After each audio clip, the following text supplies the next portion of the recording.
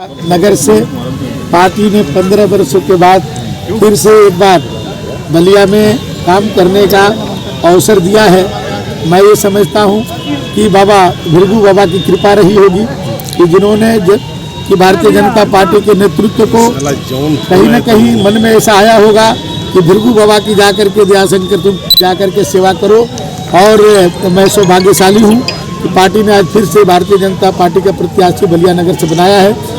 यदि मुझे बलिया की जनता यदि हमको उत्तर प्रदेश विधानसभा में भेजने का काम करेगी तो मेरा पहला लक्ष्य होगा कि जो मैं बचपन से जिसके लिए मैं सोचता था कि कभी अवसर मिलेगा तो भृगु बाबा का भी ऐसा मंदिर यहाँ बनवाऊंगा जो केवल हिंदुस्तान में नहीं दुनिया के लोग भी देखें कि नहीं भृगु की धरती पर भृगु बाबा का किस तरह का मंदिर बना हुआ है। ये मेरे लिए बहुत सौभाग्य की बात है। शंकर जी, आपके सपा के कैंडिडेट ने ये कहा है कि आप अप्रवासी की तरह आए हैं और ले चले जाएंगे। नारद राय को जो है बच्चा स्कूल के प्राइवेट स्कूल का बच्चा तक जानता है, क्या कहना चाहेंगे आप? देखिए वो क्या कहते हैं ये तो वही जानते हैं। जब वो ऐसा बोलते हैं तो उनकी बौखलाहट बोलती है। वो एक तरह से वो अपनी हार स्वीकार कर लिए हैं। आप पहले भी उनके इतिहास को जानते हैं। जब वो हारे हैं चुनाव तब तक ऐसे ही बौखलाए हैं। और जहाँ तक उन्होंने मुझे पर्यटन कहा है, मेरे लिए सौभाग्य की बात है उन्होंने मुझे पर्यटक कहा है।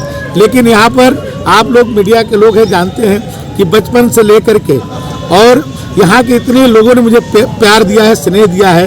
और हमारे मामा यहाँ के एक सबसे बहुत लोकप्रिय नेताओं में से जो बलिया के एक जो गांधी कहे जाते थे, मैं उनका भांजा हूँ। और जीवन में आदमी की क्या चीज़ मिलती है? दो चीज़ बहुत महत्वपूर्ण होती है, माँ और पत्नी, और दोनों बलिया ने दिया मुझे। राजनीति में भी हमको बलिया का ही ककारा मैं सीख करके लखनऊ में गया और वहाँ से मैं विश्वविद्यालय की राजनीति करके भारतीय जनता पार्टी में विद्यार्थी परिषद के रूप में रहा। और मैं चाहता या पार्टी चाहती तो मैं कहीं और से भी चुनाव लड़ सकता था। और लेकिन पिछले दिनों में हमारी जब पत्नी भी चुनाव लड़ना चाहती थी तो मैं चाहता था कि बलिया से लड़े। और पार्टी ने पहले उनको बलिया से ही डिसाइड किया था और संसदीय बोर्ड ने पहली मीटिंग में ही बलिया से उनको डिसाइड किया। लेकिन यह सामाजिक समीकरण और उस समय की परिस्थितियों के कारण पार्टी ने फिर उनको सुरेंद्रनगर विधानसभा के चुनाव लड़ाया और वहाँ पर वो चुनाव जीती। उत्तर प्रदेश सरकार में मंत्री थी, लेकिन सुरेंद्रनगर में कुछ करने के लिए नहीं था। वहाँ एयरपोर्ट पहले से था वर्षों से, वहाँ पीजीआई थी वर्षों से, वहाँ पर आपके स्टेडियम बना है जो और कैंसर इंस्टीट्यूट है। वहाँ बहुत सारे मैंने विकास के काम लखनऊ में है। लेकिन बलिया में उत्तर प्रदेश की बलिया सदर सीट से बीजेपी के प्रदेश उपाध्यक्ष दयाशंकर सिंह ने नामांकन किया। मीडिया से कहा बलिया से नहीं चाहते थे टिकट, बलिया की राजनीति से भी कर लिया था किनारा, मगर बलिया से सांसद वीरेंद्र सिंह मस्त के बुलावे पर लड़ने आए। वहाँ बहुत सारे मैंने विकास के काम लखनऊ में है। लेकिन बलिया में जो चीजें बहुत दिनों से हम लोग सोचते हैं कि भाई बलिया के बारे में इतिहास जब कहा जाता है कि भाई 1857 की पहली लड़ाई किसी ने लड़ी तो बलिया के लाल मंगल पांडे जी लड़े, या भारत को पहले आज़ाद कराने का गौरव बलिया को है, चित्तू पांडे जी ने किया। चाहे व्यवस्था परिवर्तन को जो है माननीय हमारे जयप्रकाश नारायण जी ने लड़ाई लड़ी थी और इच्छा शक्ति के धनी चंद्रशेखर जी ने कि बनूंगा तो देश का प्रधानमंत्री बनूंगा, बन करके दिखाया। ऐसे क्रांतिकारी धरती, ये ऋषि मुनियों की धरती, एक बार पार्टी ने मुझे सौभाग्य दिया है कि यदि बलिया से जा करके चुनाव लड़ो। और मैं आपको कह सकता हूँ, मैं परसों से यहाँ आया हूँ, जिस तरह का उत्साह है आप लोग भी देखे होंगे कि किस तरह का लोगों में उत्साह है, उमंग है।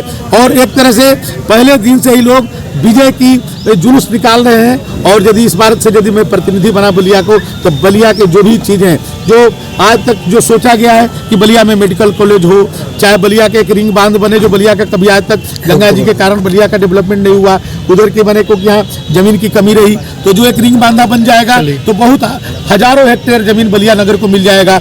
और वहाँ पर हमारे मेडिकल कॉलेज, इंजीनियरिंग कॉलेज या और कल कारखाने खुलेंगे, यहाँ के लोगों को रोजगार मिलेगा। तो बहुत सारे काम करने का अवसर है बलिया में, तो पार्टी ने दिया है। यदि मैं यहाँ से जीत करके जो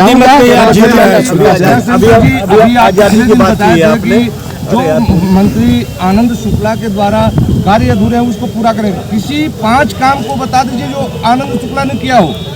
नहीं, बहुत सारे उन्होंने प्रयास किया। जैसे बलिया के जल निकासी के लिए उन्होंने बहुत संघर्ष किया और ये बहुत बड़ा इसके लिए मास्टर प्लान बनाना पड़ेगा। देखिए बलिया का मैं कह सकता हूँ कि बलिया का विकास केवल एक चीज के कर देने से नहीं होने वाला है। यहाँ के लिए, बलिया के लिए अलग से एक मास्टर प्लान बनाना पड़ेगा, एक अलग से पैकेज चाहिए बलिया के लिए। मैं मोदी जी को और माननीय अमित शाह जी को और उत्तर प्रदेश के मुख्यमंत्री योगी आदित्यनाथ जी को, क्योंकि सभी लोग जब बलिया आते हैं तो बलिया की क्रांति को, बलिया की जो ऋषियों की भूमि की, सभी लोग यहाँ से आशीर्वाद लेकर के जाते हैं। तो मैं कहूँगा कि बलिया के लिए एक अलग पैकेज दीजिए, चाहे केंद्र का पैकेज हो, चाहे प्रदेश का पैकेज हो, तब जाकर के बलिया का विकास होगा। जब रिंग बंधा बनेगी तो उसको हजारों करोड़ का प्रोजेक्ट होगा, यहाँ मेडिकल कॉलेज बनेगा, हजारों करोड़ का प्रोजेक्ट होगा। तो ये केवल ये केंद्र और प्रदेश दोनों यदि बलिया को स्पेशल पैकेज देगा तब ये हमारे मंगल पांडे को, चित्तू पांडे को और 5 साल यूपी में सरकार रही और केंद्र में भी, फिर सरकार होने के बावजूद मिला आपको। मैं आपसे वादा करता हूँ कि एक साल के अंदर बलिया में मेडिकल कॉलेज की सर सरकार आपके होने के बावजूद भी पैकेज क्यों नहीं मिला बलिया को? कोई ऐसी चीज नहीं है कि मैं आप भरोसा करिए। दयाशंकर सिंह ने कहा पिछली बार उनकी पत्नी स्वाति सिंह भी बलिया से लड़ना चाहती थी, मगर पार्टी ने सरोजनी नगर से लड़वाया। वह विकास करने के लिए खुश नहीं था। पहले से ही वहाँ एयरपोर्ट, स्टेडियम, कैंसर इंस्टीट्यूट सब कुछ था। इतना ही नहीं, बलिया के कटहल नाले को बम्बई का जूहू चौपाटी बनाऊंगा। सभी लोग यहाँ से आशीर्वाद लेकर के जाते हैं। तो मैं कहूँगा कि बलिया के लिए एक अलग पैकेज दीजिए, चाहे केंद्र का पैकेज हो, चाहे प्रदेश का पैकेज हो, तब जाकर के बलिया का विकास होगा। जब रिंग बंधा बनेगी तो उसको हजारों करोड़ का प्रोजेक्ट होगा, यहाँ मेडिकल कॉलेज बनेगा, हजारों करोड़ का प्रोजेक्ट होगा। तो ये केवल ये केंद्र और प्रदेश दोनों यदि बलिया को स्पेशल पैकेज देगा तब ये हमारे मंगल पांडे को, चित्तू पांडे को और 5 साल यूपी में सरकार रही और केंद्र में भी, फिर सरकार होने के बावजूद मिला आपको। मैं आपसे वादा करता हूँ कि एक साल के अंदर बलिया में मेडिकल कॉलेज की सर सरकार आपके होने के बावजूद भी पैकेज क्यों नहीं मिला बलिया को? कोई ऐसी चीज नहीं है कि मैं आप भरोसा करिए। मैं कहता हूँ यहाँ मेडिकल कॉलेज बनेगा, यहाँ रिंग बांध भी बनेगी। और जो हमारे मंत्री जी कह रहे हैं कि पर्यटक बन के आए हैं, मैं उनसे कहना चाहता हूँ, नगर विकास मंत्री थे, बलिया को क्या किया उन्होंने? यहाँ पर के कटहर नाला में जो आज इतनी बड़ी गंदगी है और बलिया के लोगों को कितना उसे तकलीफ होती है। मैं आपसे कहता हूँ कि बलिया के कटहर नाले को मैं बम्बई के जूहू चौपाटी सर ऐसा शहर, ऐसा चंद्रशेखर जी ने भी एक सपना देखा था, सुराताल, और वो भी बलिया नगर विधानसभा में ही आता है, उसको भी हम ही पूरा कर करके दिखाएं। सर तो क्या सर आपके सरकार होने और किसने वो यूनिवर्सिटी किसने बनाई? आप ये बताइए कि माननीय अखिलेश यादव जी ने केवल यूनिवर्सिटी के मान्यता दिया और लास्ट में जब उनकी सरकार जा रही थी, जाते जाते केवल मान्यता दिए। योगी आदित्यनाथ जी ने उसके लिए फंड दिया, उसके लिए पद दिया, और पद छोटा मोटा नहीं दिया।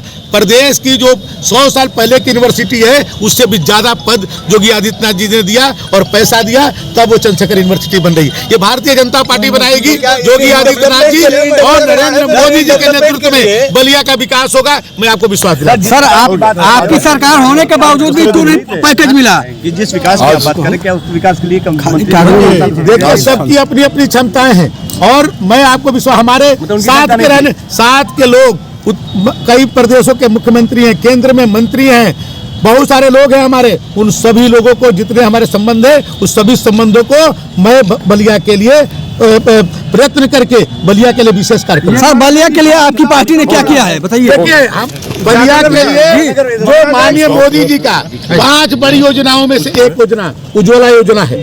5 बड़ी योजनाओं में से